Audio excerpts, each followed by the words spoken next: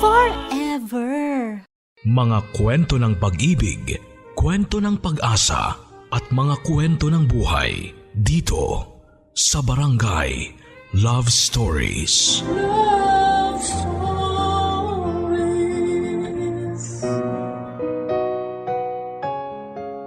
May mga bagay tayong ipapaubaya dahil sa utang na loob kahit na mahalaga sa atin. Hinahayaan na lang natin na mapunta sa iba. Pero paano kung dumating ka sa puntong gusto mong bawiin ang ipinaubaya mo? Ano ang gagawin mo? Dear Papa Dudut, pangunahan ko na kaagad kayo at ang mga makakarinig nitong kwento na oo nga at nagkamali ako. Isa lang ang sigurado. Biktima din ako sa naging sitwasyon ng storyang ito. Biktima ako ng isang damdamin na hindi na kayanang kontrolin ng isip at ang pinairal ko ay emosyon at nararamdaman ko. Hindi ko rin naman hinihingi na intindihin ako ng makakaalam ng kwento kong ito. Pero sana lang ay huwag ding mangyari sa kahit isa na makakarinig nito sa inyong programa. Itago niyo po ako sa pangalang Trina. May ilang taon na rin ang nakakalipas nang mangyari ang isang bahaging ito ng aking buhay na magpahanggang sa ngayon ay nananatiling lihim dahil napaka-sensitibo ng bagay na ito na kapag nabunyag ay masisira ang maraming buhay. Lumaki ako sa ate ko na tawagin na lang nating Greta. Siya na ang kinilala kong magulang matapos kaming iwan ng aming tatay nang mamatay ang aming ina. Sumama ang tatay namin sa ibang babae at kinalimutan na yata niyang may dalawa siyang anak na umaasa sa kanya. Kaya naman dahil sa pangyayaring yon ay napilitan ang ate ko na tumayong ama at ina para sa akin. Sobra kaming naging malapit sa isa't isa dahil wala naman na kaming iba pang aasahan kundi ang aming mga sarili. Mabuti na lamang at nagtatrabaho na siya noong mga panahon na yon. Kaya may pinagkukunan kami para tustusan ang aming mga pangangailangan, pati na ang aking pag-aaral. Iginapang niya ako hanggang college dahil madalas niyang sabihin sa akin na yun na lang ang maiiwan sa akin kung sakaling siya naman ang mawala. Nangako din siya sa akin na hindi siya magbo-boyfriend hanggat hindi ko nasusuot ang aking toga at hawak ang aking diploma. Sobrang sakripisyo talaga ang ginawa ng ate ko. Nandun pa nga yung nagka-boyfriend ako pero hindi niya ako tinutulan dahil sabi niya kung yon ang inspirasyon ko. Okay lang basta huwag ako magpapabaya sa eskwela. Pero dahil sa hiya ko sa ate ko kahit na mahal ko ang naging boyfriend ko noon na itago na lang natin sa pangalang Philip na mas matanda sa akin ang bahagya ay nakipaghiwalay ako. Tamang desisyon na rin siguro yon dahil mas nakapag-focus ako sa pag-aaral. At pinangatawan na namin ang ate ko na walang magdonobyo hanggat hindi nakakaakyat ng stage at matapos ang kinukuha kong kurso.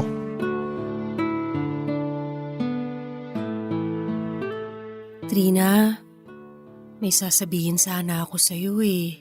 Ano yun, ate? Ay hindi na, sa ibang araw na lang siguro. Sabihin mo na, ano nga yun? Hindi ko alam kasi kung… wala. Hayaan mo na, saka na lang siguro. Ito naman dali na, ano yun? Kasi ano eh. Alam mo ate, sa totoo lang, nung isang araw pa kita napapansin na di ka okay eh. Parang may tinutago ka sa akin na di ko naman malaman kung ano. Tungkol ba sa pagiging di mo okay ang sasabihin mo? Nahihiya kasi ako eh. Ay naku, tayo na nga lang dalawa, magkakahiyaan pa tayo. Paano ko magsasabi din sa'yo kung ikaw naiilang ka sa akin? Saka, kailan ka pa natutong mahiya sa akin? Nakakapanibago ha? Kasi Trina, si Philip eh. Sinong Philip? Yung ex ko? Oo, siya nga. Oh, ano naman ang meron kay Philip? Kasi… Naliligaw siya sa'yo? Hindi. Eh ano? Kami na. Oh, ano namang masama doon? Siyempre nahihiya ako kasi naging kayo tapos sinagot ko. At kami na ngayon. Sus, isang buwan lang naman kaming naging kami noon. Ako pang nakipaghiwalay. Wala yun. Kailan pa kayo? Mga 2 weeks na. Sorry hindi ko rin sinabi na nililigawan niya ako. Para kang ewan ate. Kahit papapuntahin mo dito yon at dito ka magpaligaw, wala namang kaso sa akin yun. Para kasing sinubukan ko lang magka-boyfriend nung sinagot ko siya pero di ko naman talaga ganun kagusto yun. Thank you Saan? sa pag-intindi. Hindi ko nga maintindihan eh. Kung bakit ko siya sinagot? Kung bakit ka nagsusorry at nagpapasalamat sa akin, hindi naman kailangan. Thank you talaga. Ate, oras mo naman para bigyan mo naman ng panahon ng sarili mo. Hindi nga ako nakatupad sa usapan natin eh. Na? Na magbo-boyfriend ako pag napagtapos na kita ng pag-aaral. Hayaan mo na yun. Isang sem na lang naman graduate na ako. Saka, nagkakaedad ka na rin. Dapat nga ngayon may asawa ka na eh. Sa tingin mo ba, si Philip na? Ano ka ba? Masyado pang maaga para isipin ko yan. 2 weeks pa nga lang kami. Hindi naman nakukuha sa matagal na relasyon yun. Teka, bakit ba inayawan mo si Philip dati? Hindi ko rin alam eh. Siguro dahil sa edad na rin. Tsaka sabi ko nga, di ba? Di ko naman talaga siya gusto. Parang nag-try lang ako na magka-boyfriend noon. Yun lang yun. Eh ngayon, may boyfriend ka ba? Ayoko na muna. Masaya naman ako eh. I'm single but happy. Ayos na yun. Oh, bakit di mo sagutin yan? Si Philip? Eh di sagutin mo na. Mamaya na lang. Sagutin mo na. Sa kwarto muna ako. Baka ayaw mong marinig ko ang mga kakornihan na sasabihin mo. Trina, thank you uli. I love you, ate. Papadudot, sa totoo lang ay nagulat ako at bahagyang naapektuhan ng sabihin ng ate ko na may boyfriend na siya. Una, dahil nangako kami sa isa't isa na wala munang magnonobyo hanggat hindi ako tapos, at pangalawa dahil ang naging boyfriend pa niya ay ang lalaking minsang kong minahal. Nagpanggap na lamang ako na baliwala sa akin ang lahat ng pinagsamahan namin ni Philip. Pinalabas ko na hindi ko naman talaga gusto ang lalaking minsang naging kami na siyang karelasyon ng ate ko noong mga panahong yon. Parang gustong tumulo ng luha ko. Pero nakita ko ang saya sa mga mata ng ate ko, kaya wala akong karapatan para pigilin ang kasiyahang nararamdaman niya habang binabalita niya sa akin na may boyfriend na siya. Isa pa sa lahat ng sakripisyo ng ate ko ay panahon naman niya para maging masaya. Parang gustong pumutok ng dibdib ko, papadudot. Hindi ko maipaliwanag ang nararamdaman ko. Pero isa lang ang malinaw sa akin noong mga panahon na yon, mahabang panahon na nagtiis ang ate ko para sa akin. Siguro naman ay panahon ko naman para ako ang magbigay. Isa pa ay iniisip ko na lamang na mag-boyfriend pa lamang sila, pupwedeng hindi sila magkatuluyan. Medyo makasarili ba ang dating? Pero yon ang isa sa mga pumasok sa isipan ko na pinilit kong burahin. Kaya dahil sa nangyari ay ibinuhos ko na lamang ang panahon ko sa pag-aaral at umasa ako na makakakita rin ako ng lalaking para sa akin. Hanggang sa dumating ang araw ng pagtatapos ko. Araw na hindi lang ako ang naghintay kundi pati na rin ang ate ko. Pero hindi ko inaasahan na sa mismong araw ng graduation ko ay masosorpresa ako. Hindi dahil sa isang regalo, kung hindi dahil sa mga nalaman ko.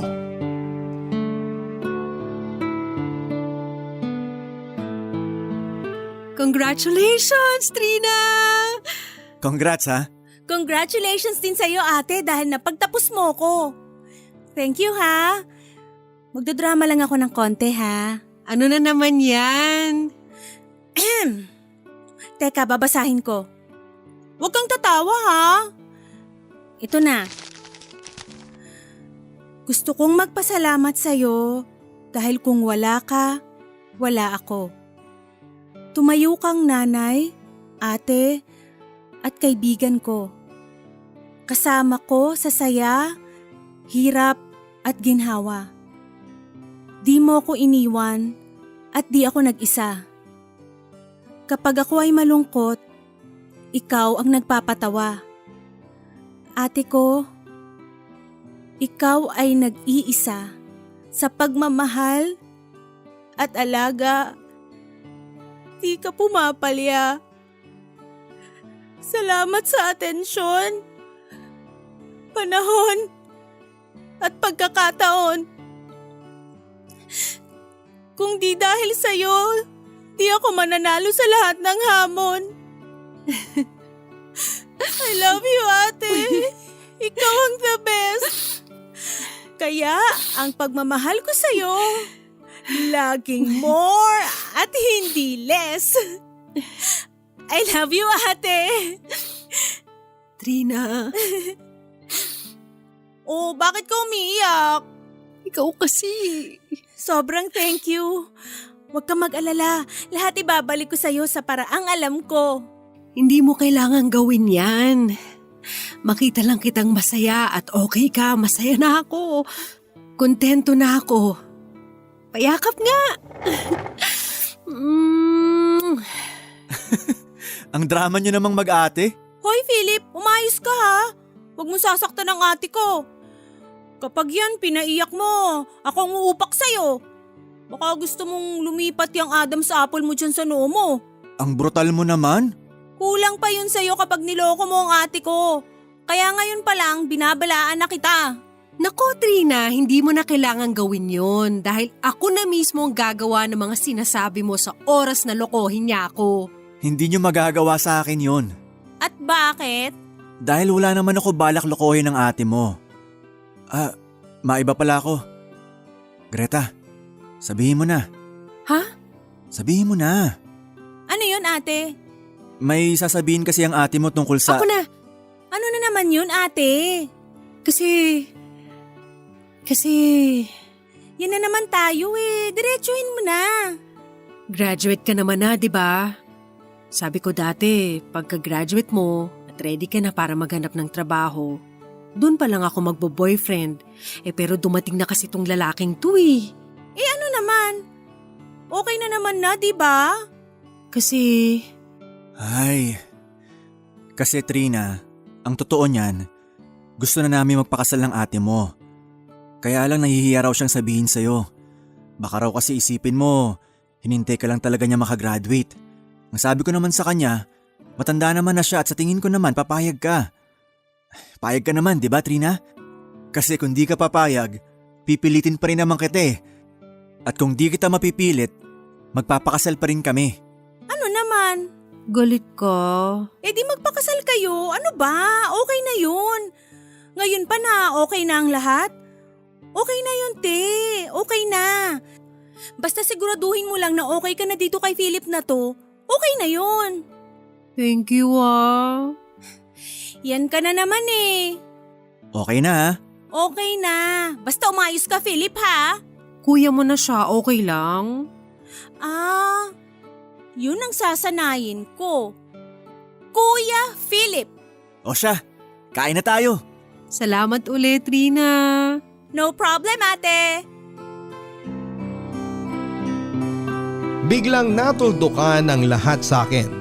Parang biglang tumigil ang puso ko sa pagtibok. Nawala lahat ng pag-asa ko na pwede uli kaming maging ni Philip. O kung hindi man ay maging kami ay maghiwalay sila ng ate ko. At least hindi masyadong masakit kung hindi silang nagkatuluyan dahil hindi kami madalas magkikita ni Philip. Pero kabaligtaran lahat ng nangyari. Desidido na silang lumagay sa tahimik. Unti-unti ko na lang tinanggap na hindi talaga para sa akin si Philip at ang ate ko ang nakalaan para sa kanya. Isa pa ay tumanda na rin ang ate ko noong panahon na yon at panahon na rin naman para sarili naman niya ang intindihin niya. Kung dati ginawa kong abala ang sarili ko sa pag-aaral, nang magpakasal na sila ay ginawa ko ng busy ang sarili ko sa pagtatrabaho. Medyo mahirap lang makapag-move on dahil sa iisang bubong kami nakatira. Pero wala namang ibang pwedeng gawin kundi turuan ang puso ko na magmahal ng iba. Bukod sa trabaho na pinagkakaabalahan ko, nagpaligaw din ako. Nakipag-date hanggang sa may magustuhan na rin ako. Naging boyfriend ko siya at itago na lang natin siya sa pangalang Marvin. Dahil sa kanya nakalimutan ko na nasaktan ako sa dati kong boyfriend na bayaw ko na ngayon. Masaya ako sa piling ni Marvin dahil sobra siyang mapagmahal. Dahilan para maging masaya na ako at kalimutan ang mga nagdaan. Papadudot, parang umayon ang langit sa lahat ng mga gusto naming mangyari ni ate sa buhay. Yun na siguro ang kabayaran sa lahat ng pagsisikap na ginawa namin. Matapos kaming mawala ng ina at iwan ng aming ama dahil sumakabilang bahay nga. Nakakalungkot lang minsan dahil nanghihinayang kami. Kung buhay lang sana ang nanay namin ay mapapalasap namin sa kanya ang hindi man marangyang buhay. Nakakaluwag naman kahit na papaano. Pero ganon siguro talaga. Baka kung hindi nangyari ang mga nangyari ay hindi rin kami darating ng ate ko sa mas maayos na sitwasyon. Lumipas pa ang ilang panahon. Nabalitaan namin, papadudot, na wala na rin ang tatay namin. Inatake daw ito at hindi nakaligtas. Dumalaw kami sa burol at nakipaglibing. Doon na natuldukan ang lahat. Talagang dalawa na lang kami ng kapatid ko dahil maliit lang naman ang pamilya. Nag-iisang anak ang tatay namin at ang nanay naman namin ay dalawa lang silang magkapatid sa pamilya. Hindi na rin namin alam kung nasaan ang iba naming kamag-anak. Doon ko naisip na ako na lang pala ang maiiwan na mag-isa kung sakali dahil may pamilya na si ate at si Philip ang makakasama niya sa kanyang pagtanda. Ako ay hindi ko pa alam kung si Marvin na nga ba ang inilaan ng langit para sa akin noong mga tagpong yon. Kung siya na nga ba ang aking the one, ang aking destiny, ang aking forever.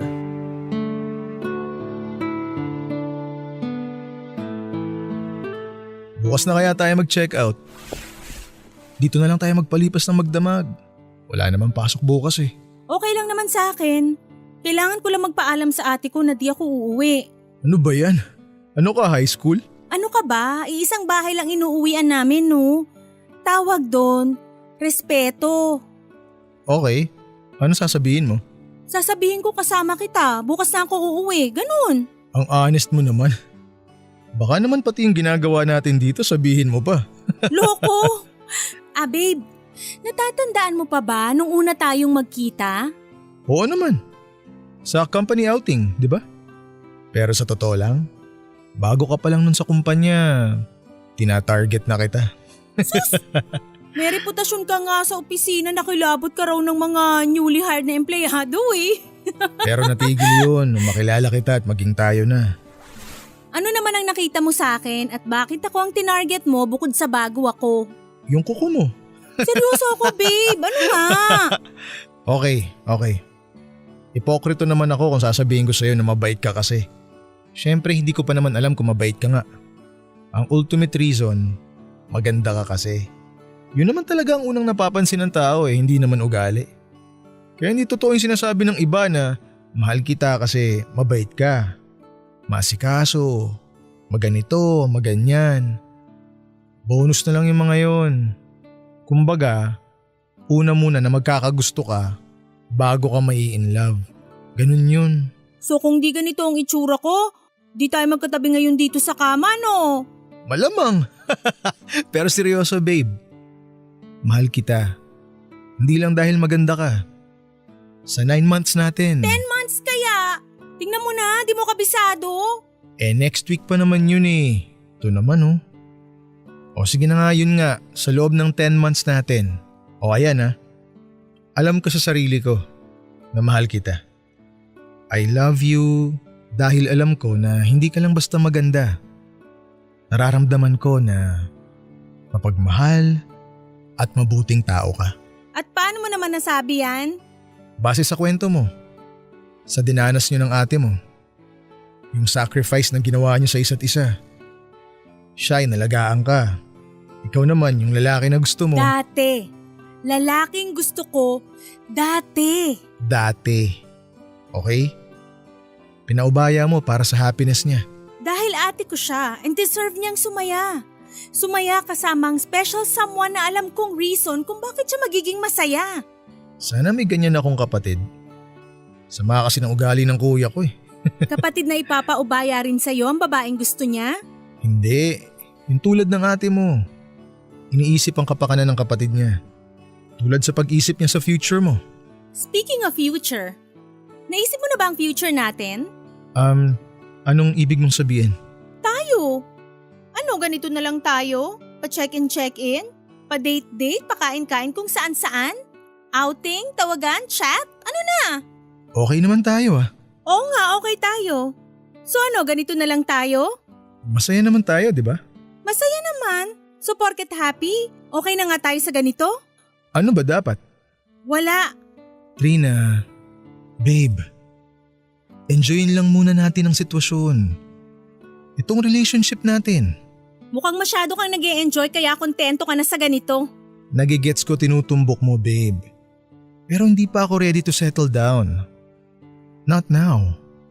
Okay na muna tayo na ganito. Okay, so happy-happy lang pala. Uwi na pala ako. Mas komportable yata akong matulog ngayon kaya kapangunan ko.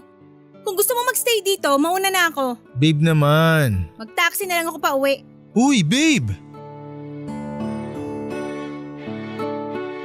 Papadudot, hindi naman sa pag-iinarte.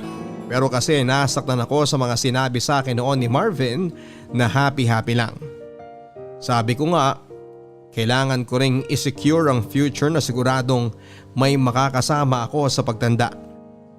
Mahal ko si Marvin, kaya na-hurt talaga ako sa mga sagot niya sa akin. Lumabo tuloy ang pag-asa na baka siya na ang regalo sa akin na habang buhay kong ititreasure.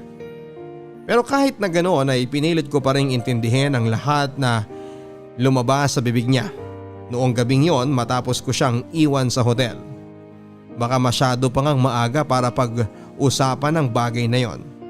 Baka hindi pa talaga sapat ang 10 months para mapagkwentuhan namin ang future. Baka may hinahanap pa siya sa akin na hindi ko pa nagagawa sa kanya na magpapadecide sa kanya para i-discuss namin ang mga plano sa kinabukasan. Naging okay pa rin naman kami, Papadudot, at pinilit kong huwag maapektuhan. Okay naman kasi talaga si Marvin, hindi pa nga lang siguro talaga ready. Same setup, happy lang. Kung sabagay yun naman ang mahalaga, masaya kayong dalawa. Siguro ay takot lang talaga akong mag-isa. Pwedeng baka naiinggit din ako kay ate kasi may Philip na siya. Maling mainggit pero kahit naman siguro sino naghahanap ng makakasama hanggang kumulubot ang balat, hindi ba? Sa madaling salita ay tuloy ang ligaya sa pagsasama namin ni Marvin. Ligaya na dahan-dahang nauwi sa lungkot.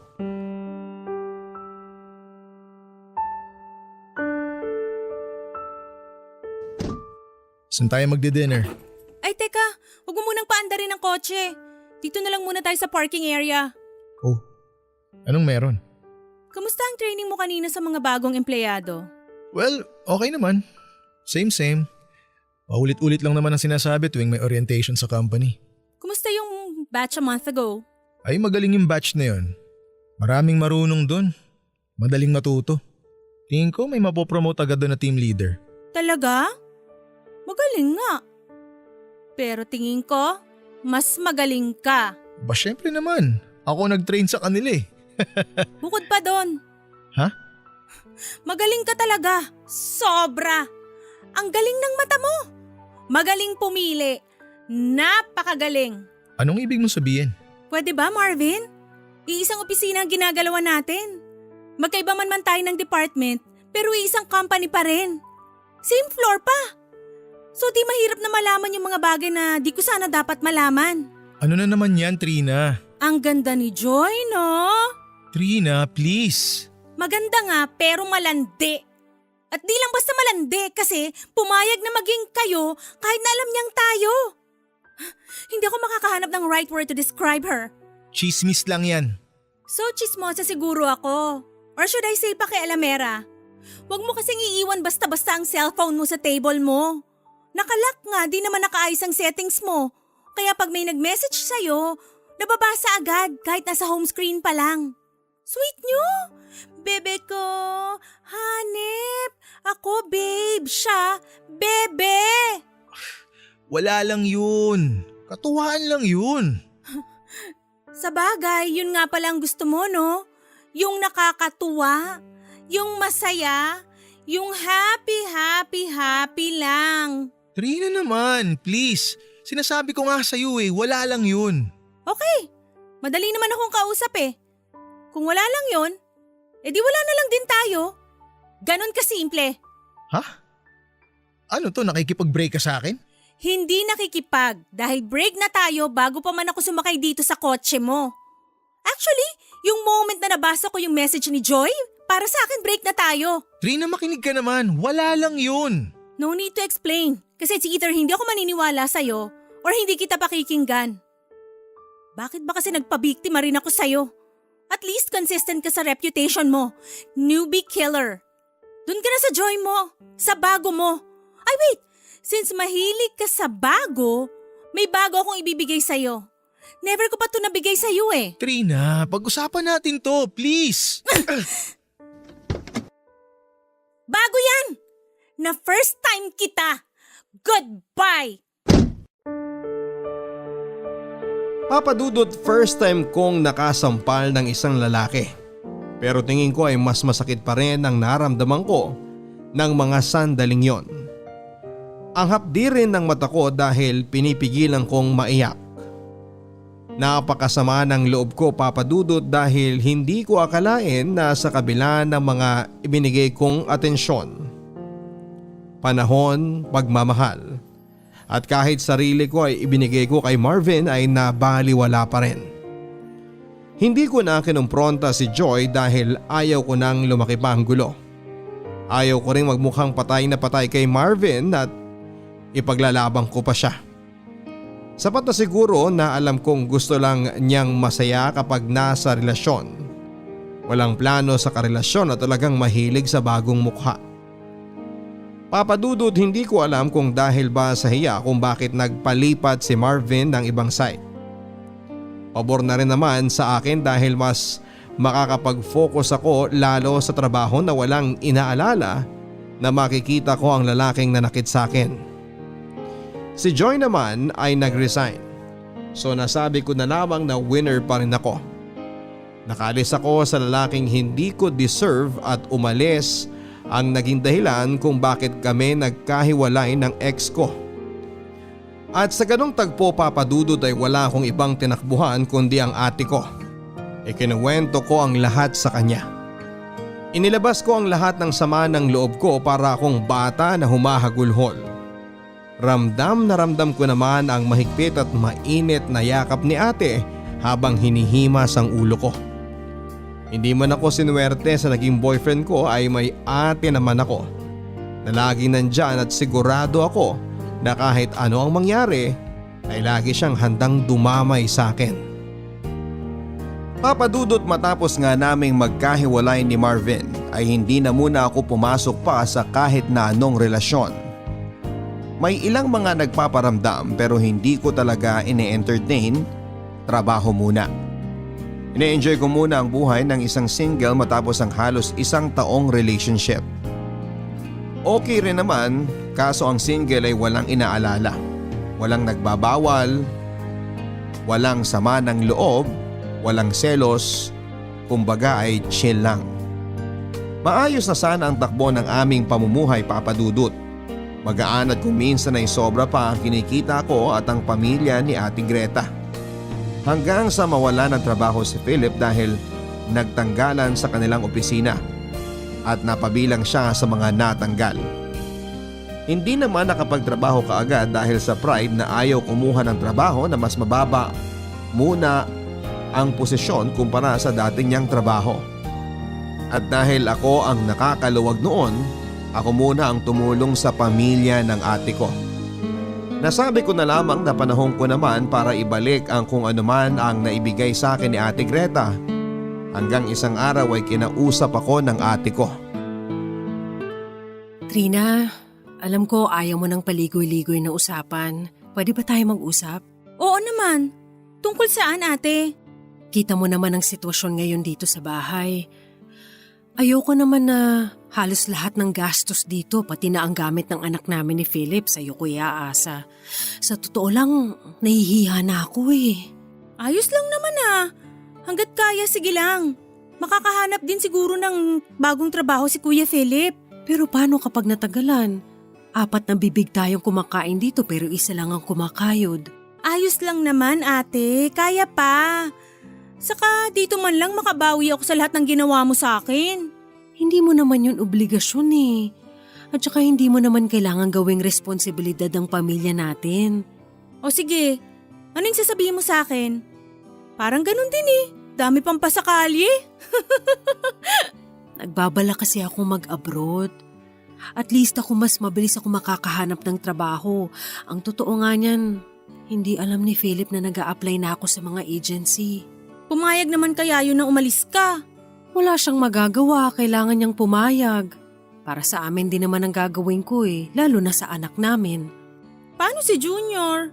Yun na nga eh, 3 years old naman na siya. Pwede nang pagsabihan, makakaintindi na, hindi na masyadong mahirap alagaan. Yun nga sanang ipapakiusap ko sa'yo. Nabantayan si Junior? Pati si Philip. Kapag natuloy sana ako na mag-abroad, ikaw na muna sanang bahala sa mag-ama ko, pwede ba? Hindi mo na kailangan pang sabihin sa akin yan, ate.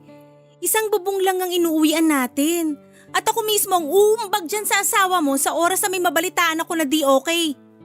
Tungkol naman kay Junior, wala kang dapat alalahanin dahil malapit naman sa akin yung bata. Ang problema lang natin kung paano kukumbinsin yung asawa mo na payagan kang umalis. Saka ko na yun po problemahin. Ang mahalaga okay sa'yo. Para kahit malayo ako, panatag naman ang loob ko na okay ang mag-ama ko. Trina, may naririnig ako na malapit na babae kay Philip. Ikaw na bahalang rumesbak para sa akin ha. Sagot ko na yun, ate. Sigurado ka na ba?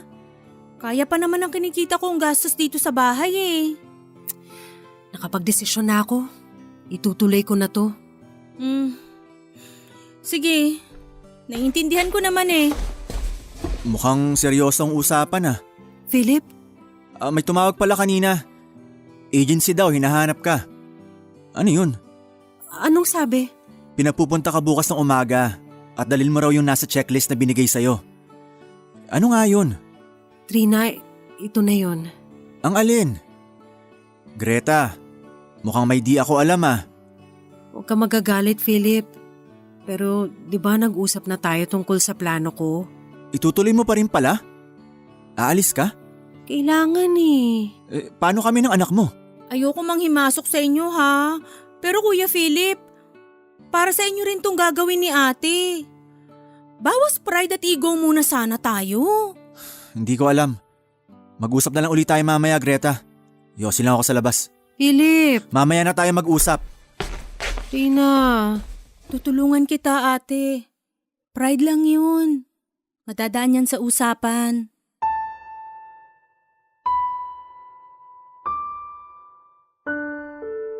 Nag-decide na mag-ibang bansa ang ate ko at ibinili niya muna sa akin ang bayaw ko at pamangking ko. Lalo na si Philip dahil may bisyo pala ang lalaking yon na pambababae. Nasabi ko tuloy sa sarili ko na swerte pa pala ako dahil hindi siya ang nakatuluyan ko. Dahil kung naging kami nga ni Philip ay siguradong lagi akong nasasaktan dahil selosa nga ako. Malalaman ko pang may kahati ako sa kanya. Hindi madali ang ibinigay na obligasyon ni ate sa akin dahil para akong magbabantay ng isang kriminal na kahit na anong oras ay pwedeng tumakas at muling gumawa ng kasalanan. Talagang may dahilan ng lahat. Yun na lang ang nasabi ko sa sarili ko noong mga panahon na yon. Napasaya ko ang ate ko dahil naghiwalay kami ni Philip at naging sila. Swerte ko dahil Kung ako ang nakatuluyan ni Philip, malamang sa malamang ay sa hiwalayan mauuwi ang lahat dahil hindi ko kayang makisama sa isang lalaki na hindi kontento sa isang babae. At kung naging kami ni Philip ay hindi ko matatagpuan si Marvin na tumulong sa akin para maging positibo sa buhay kahit pa sinaktan niya ako. Talagang hindi natin alam ang mga mangyayari hanggat wala tayo sa panahon kung saan ay pwedeng maganap ang napakaraming bagay. Kanya-kanyang swerte lang siguro talaga, Papa Dudut. Ang mahalaga sa akin noong mga panahon na yon ay tulungan ang ate ko sa paraang alam ko at imulat ang mata ni Philip na bayaw ko na wala siyang karapatan na lokohin at saktan ng nag-iisang ate ko na tumayong ama, ina at kapatid sa akin at hindi ako pinabayaan ng maraming taon. Natuloy na nga sa ibang bansa ang ate ko. 2 taon ang naging kontrata niya bilang caregiver. Sinugalan niya ang trabaho kahit mahirap dahil kahit ano ang gawin niya ay hindi niya kikitain sa Pilipinas ang perang kikitain niya sa ibang bansa. Samantalang ako ay kumuha ako ng yaya na ako ang nagbabayad. Para kapag pumasok ako sa trabaho, may magbabantay para sa akin sa pamangkin ko. Tulong ko na rin yon sa ate ko para makabawas na rin sa intindihin niya at iba pang mga gastusin at para makapag-ipon din siya at hindi na uli umalis pa ng bansa. Samantalang si Philip naman ay nawili na yata sa pagiging tambay at nakontento na lamang sa patingin-tingin sa anak niya kapag nasa bahay na madalas naman na nasa layasan. Papadudot, madalas kaming magtalo ni Philip dahil naaawa ako sa ate ko dahil parang naghihintay na lamang siya ng sustento sa ate ko. Pakiramdam niya ay pensyonado siya na hindi na kailangan pang magtrabaho. Hindi pwedeng lumipas ang araw na hindi ko napagsasalitaan si Philip. Pero kahit na ganoon ang ginagawa niya, kahit minsan ay hindi ako nagkwento sa ate ko dahil ayaw ko ring mag-alala at mamroblema ang kapatid ko. Hanggang sa isang gabi.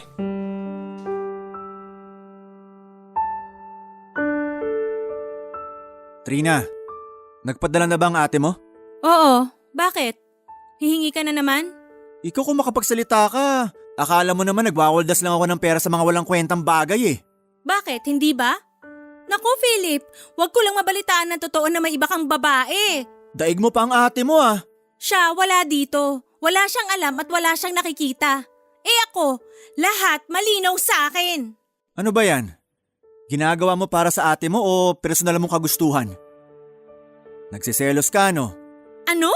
Nagseselos ka. Philip, simula nung maghiwalay tayo kinalimutan na kita. Lalo pa na naging mag-asawa kayo ng ate ko. Saka Philip, 4 years old na ang anak niyo, pwede ba? Huwag ka na magpaka-ipokrita. Tayo lang naman dalawa dito sa bahay eh. Kung tutusin nga, pwede maging tayo habang wala ang ate mo eh. Tigilan mo ako, Philip. Eh bakit di ka makatingin ng diretso sa akin? Sige nga, titigan mo ako sa mga mata ko at sabihin mo sa akin na wala ka nararamdaman sa akin. Ano? Tama na, Philip. Please lang. O ano, di mo masabi no? Tama na. Kasi hanggang ngayon may nararamdaman ka pa rin sa akin kahit halos 4 na taon na kaming kasal ng ate mo. Kaya nga siguro wala ka nagtatagal na BF eh, dahil di ka pa makapag-move on. Huwag mo nang itago. Halata naman. Tama na sabi eh. Hindi mo ko kailangan sampalin para pagtakpan na nararamdaman mo sa akin. Magpakatotoo ka! Oo na. Oo. May nararamdaman pa rin ako sa'yo pero dahil sa mahal ko ang ate ko at malaki ang utang na loob ko sa kanya, tinanggap ko na maging bayaw kita. Akala mo ba madali na nakikita ko kayong masayang namumuhay na mag-asawa? Akala mo ba simple ang sitwasyon na araw-araw kitang nakikita dito? Na sana ako ang nasa sitwasyon ng ate ko. Pero lahat yun tinitiis ko dahil malaki ang utang na loob ko sa ate ko at gusto ko namang makabawi sa kanya. At alam ko na nung naging kayo, naging masaya siya. O ano? Masaya ka na? Ha? Masaya ka nang malaman na hirap na ako sa sitwasyon natin dito sa loob ng bahay. Anong marinig na mahal pa rin kita. Na may gusto pa rin ako sa'yo. Oo, may gusto pa rin ako sa'yo at mahal pa rin kita. Yun ang totoo. Pero hanggang doon na lang yon. Kaya please lang. Tama na, Philip. Trina, Tama na, pwede ba? ako rin naman, may nararamdaman pa rin sa'yo. Totoo. Kaya nababalitaan mo ko ng bababae para malipat ang atensyon ko sa iba. Para di rin kayo magkaproblema magkapatid. Yun ang totoo. Pero kung ako ang bibigyan ng pagkakataon, mas ikaw ang pipiliin ko. Na maging kabit? Na makasama sa panloloko sa ate ko? Philip, please. Mahal ko ang ate ko at malaki ang utang na loob ko sa kanya. Walang makakaalam. Pagbigyan natin kung anong nararamdaman natin sa isa't isa. Kahit sandali lang. Wag, Philip. Wag. Trina, Philip, wag. Isipin na lang natin ang anak mo na pamangkin ko. At ang asawa mo na kapatid ko naman. walang makakaalam. Mali ito. Minsan magkamali naman tayo.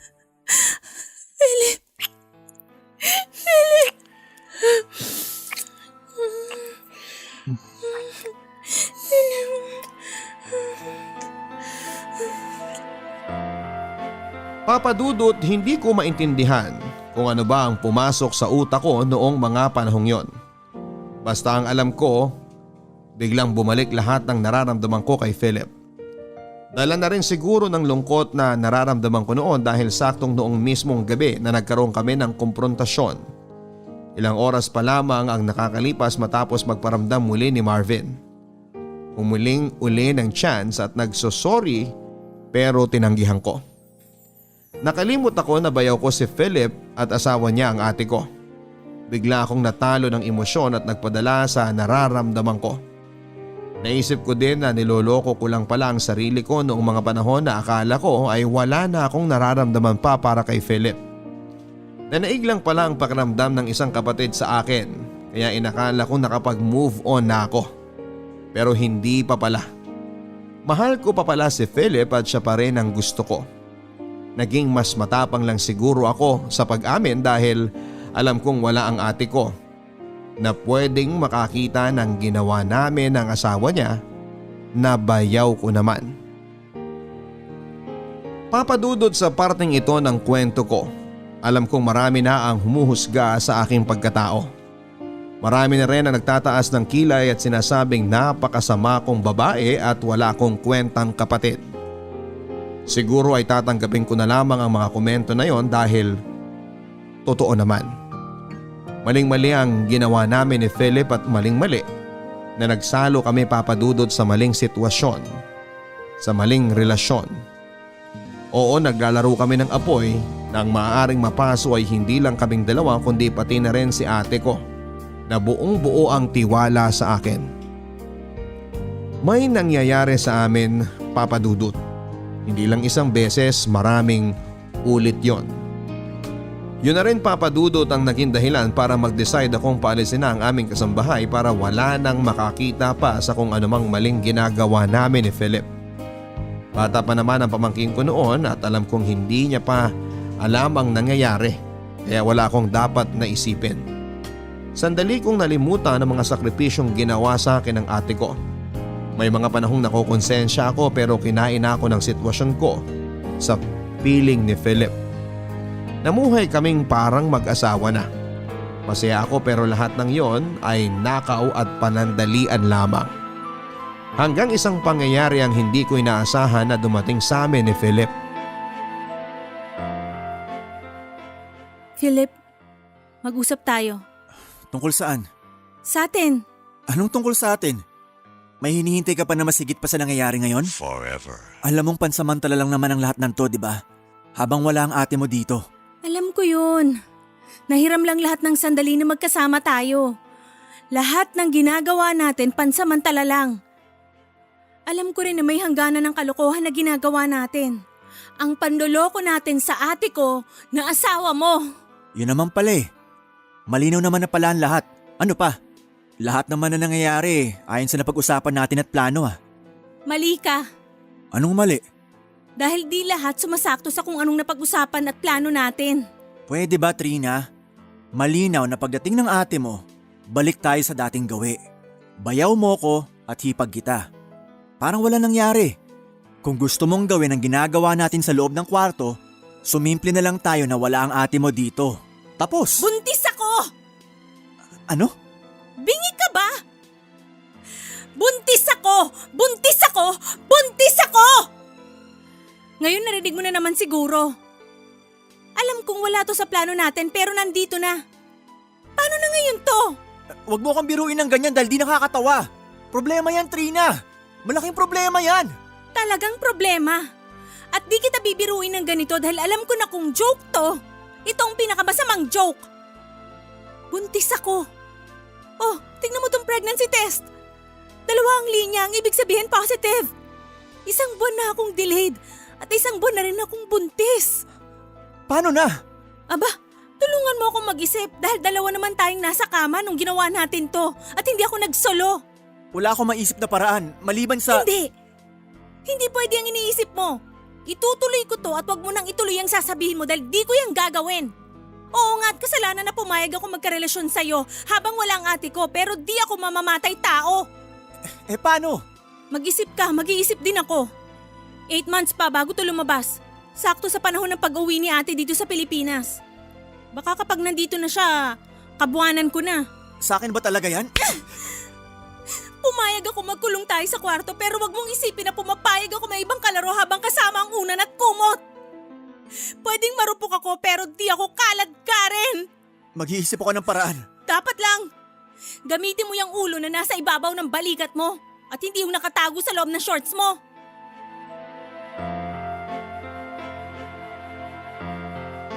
Nabuntis ako at alam kong si Philip ang ama dahil siya lang naman ang gumagalaw sa akin.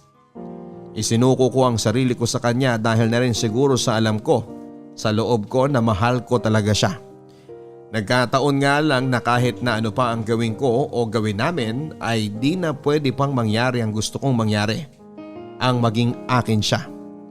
Nang malaman ko na may laman na ang tiyan ko ay doon pumasok ang lahat sa isipan ko. Doon ko naisip lahat ng pagkakamali ko. Gabi-gabi akong umiiyak at halos hindi na ako makatulog pa.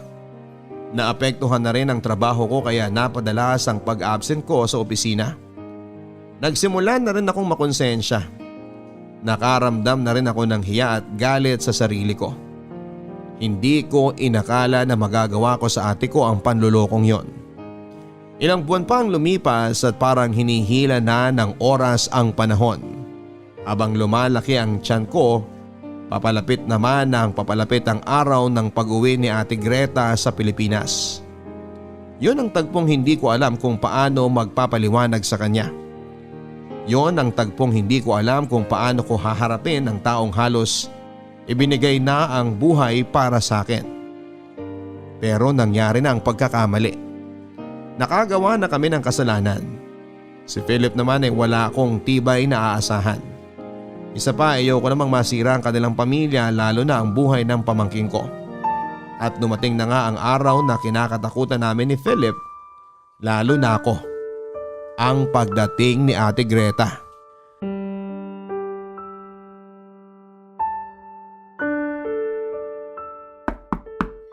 Philip! Trina! Trina! Philip! Trina! Greta! Wow! Surprise na surprise ka! Ah. Sabi ko na nga ba maghugulat ka eh. Bakit di ka man na nagpasabi na ngayon ang dating mo? Akala ko next week pa. Eh di hindi ka na sorpresa. Payakap nga. Tsaka pakis. Na-miss kita. Si Junior. Tulog. Sa kwarto. Eh, bakit parang ayaw mo ko papasukin? Tara. Pasok. Akin na yung mga gamit mo. Trina! Ate, Nasurpresa ka din, no? Kumusta? Kunin ko lang yung iba mo pang gamit sa labas ha. Kumusta ka, Trina? Oh, buntis ka? Oo, ate. Lumobo bigla. May asawa ka na? Parang wala ka namang nakwento. Wala, ate.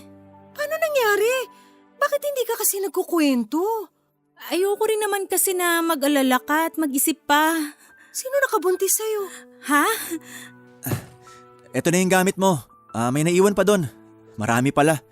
Pati ikaw, Philip, hindi mo man lang nabanggit na buntis tong si Trina? Ano, Trina? Sinong ama niyan? Kasi, ate. Ha? Kasi ayaw din niya magkwento eh. Kasama ko sa trabaho, ate. Tinakbuhan ako eh. Nung malaman na buntis ako, bigla na lang di nagpakita. Ewan ko ba, may mga lalaki yatang magaling lang sa salita pero wala namang ibubuga. Hanapin natin, ipaalam natin sa pamilya niya yung nangyari. Wag na, ate. Ayos lang. Nandito na to eh. Anak ko rin naman to. Bubuhayin ko sa abot ng makakaya ko. Saka di ko naman talaga gusto yun. Nagkabiglaan lang. Okay na to, te. Remembrance niya sa akin. Okay lang ako. Kaya ko to. Philip, ano sa tingin mo pwedeng gawin para mapanagot yung nakabuntis kay Trina? Ha? Naku, kinukulit ko rin yan. Wag na raw. Di sana noon ko pa ginawa. Ayaw niya eh. Saka ate, may pamilya eh.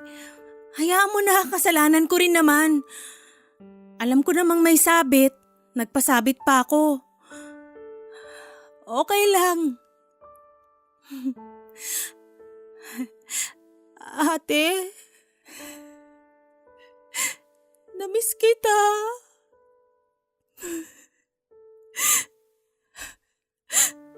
Sorry ha. Saan? Kasi naging marupok ako eh. Tingnan mo. Lalaki ang anak ko na walang ama. Nandito naman kami ng Kuya Philip mo eh. Tutulungan ka namin.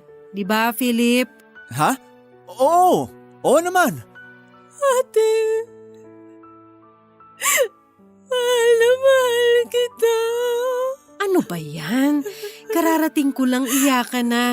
Basta ang mahalaga, bubuhayin natin ang batang yan at may kalaro na si Junior. Tahan na. Magiging okay rin ang lahat. Ngayon na nandito na ako na uli ang bahala sa'yo. Maiba ako. Good boy ba tong kuya mo habang wala ako? Naman! Bantay sarado ako dyan kay Trina. Daig pa ang pulis at gwardya. Bantay sarado ka nga, hindi mo naman binantayan ng kapatid ko. O siya basta, may bagong darating na miyembro ng pamilya kaya dapat lahat tayo masaya! Papadudot inako ko ang lahat.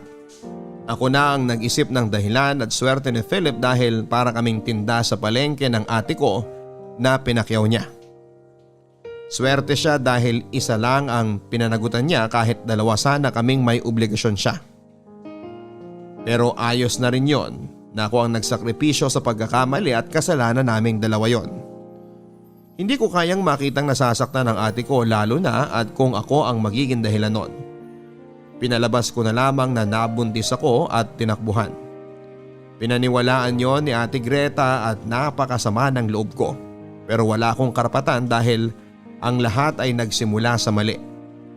Mali na nakipaghiwalay ako kay Philip kahit pa mahal na mahal ko siya noon.